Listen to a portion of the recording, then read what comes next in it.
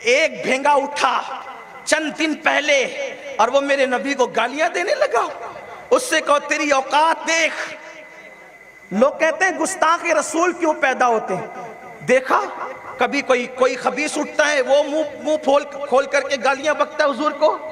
कभी कोई खाके बनाने की कोशिश करता है, कभी कोई घर की चार दीवारी में बैठ के मेरे नबी की तौहीन करता है। किसी ने मुझसे पूछा ये गुस्ताख क्यों पैदा होते हैं। मैंने कहा जब जब जिना होता रहेगा तब तक गुस्ताख पैदा होते हैं।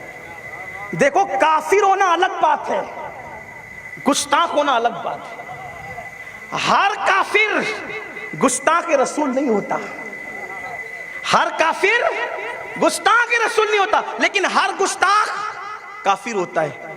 तो जब माए खता करती है, बल्कि अपने ज़ौक़ के मुताबिक कहूं, जिसकी मां नेक नहीं होती और जिसका बाप एक नहीं होता, वो मेरे नबी को गालियां देता है।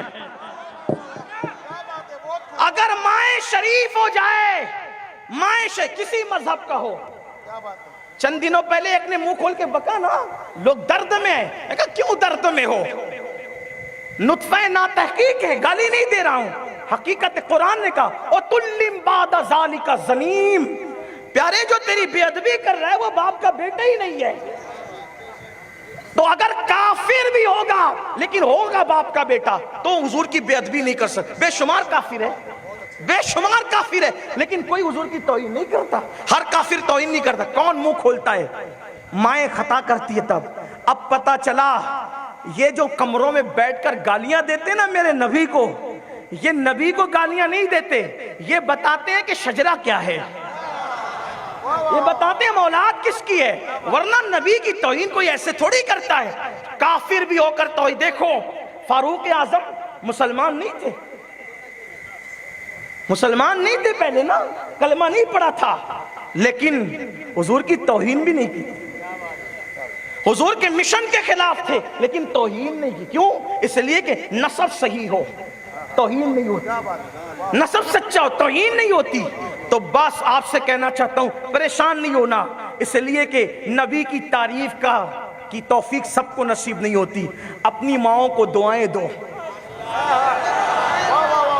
माँ बहुत एहतियात से गुजरी है, इसीलिए इश्क रसूल की दौलत नसीब हुई।